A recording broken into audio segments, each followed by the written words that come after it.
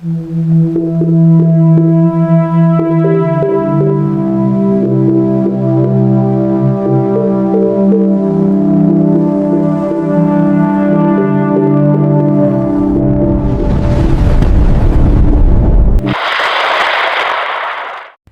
po ang pinakahuling update sa lagay ng panahon ngayong araw ng Martes, ika-12 ng Agosto taong 2025. Sa kasalukuyan, ang bagyong minomonitor natin ay papalapit na sa ating bansa, lalo na sa Batanes, kung saan inaasahan natin ang mas malapit na paglapit nito sa mga susunod na oras. Huling namataan ang bagyong Goryo sa layong 566 na kilometro silangan ng Itbayat, Batanes. Taglay pa rin ito ang lakas na umaabot sa 160 km per hour at may pagbugso na 200 km per hour, kumikilos pa kanluran sa bilis na 20 km per hour. Inaasahan natin na mas bibilis pa ang paglapit nito dahil sa bahagyang pagbilis ng pag-alaw ng bagyong Goryo. Mararanasan na po natin ang epekto ng hangin at mga pag-ulan sa Batanes at Babuyan Group of Islands mamayang gabi. Base sa aming pagtaya, dadaan ito sa Hilagang Batanes, kaya't apektado ng malakas na hangin ang ating mga kababayan sa Batanes at Babuyan Group of Islands.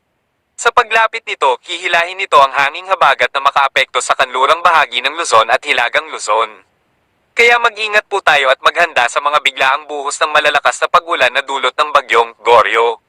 Kaya para sa mga kababayan natin, pinaghahanda po namin kayo sa mga biglaang buhos ng mga pag-ulan na dulot ng thunderstorm dahil makikita pa rin natin ang patuloy na epekto ng hanging habagat sa kanlurang bahagi ng ating bansa. Ingat po mga kababayan. Narito po ang lagay ng panahon sa iba't ibang rehiyon. Luzon, inaasahan pa rin ang bahagyang maulap na may kalat-kalat na pag-ulan, lalo na sa Bicol Region. Pagdating ng umaga, makakaranas tayo ng maaliwalas na panahon na may tsansa ng kalat-kalat na pag-ulan dulot ng thunderstorm.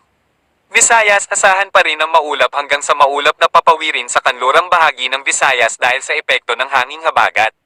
Samantala, ang nalalabing bahagi ng Visayas ay magkakaroon ng fair weather dahil sa maaliwalas na panahon sa umaga na may tsansa pa rin ng mga pag-ulan sa hapon at gabi dulot ng thunderstorm. Mindanao, asahan pa rin ng fair weather na may tsansa ng mga maulap na papawirin at kalat-kalat na pag-ulan. Fair weather din sa Jolo na apektado ng hanging habagat. Palawan, maging alerto pa rin tayo sa mga biglaang buhos ng pag-ulan na dulot ng thunderstorm. Lagay ng karagatan, wala pa rin tayong nakataas na gale warning sa kahit anong baybayin ng ating bansa. Ngunit asahan na rin natin ang moderate to rough sea condition dahil sa bagyong Goryo at hanging habagat na magpapaalon sa karagatan. Kaya't iba yung pag-iingat pa rin po tayo sa Hilagang Luzon at silangang bahagi dahil sa bagyong Goryo na magpapalakas ng alon sa karagatan. Pinagpapaliban po muna natin ang paglalayag sa nasabing lugar dahil sa inaasahan pa nating mas lalapit pa ang bagyong Goryo. Salamat po sa inyong lahat, ingat po palagi at manatiling magsubaybay sa mga bagong update sa lagay ng panahon. Mag-subscribe po kayo sa aming YouTube channel para maging updated po kayo sa mga bagong ulat panahon. Salamat po at ingat po palagi. God bless us all.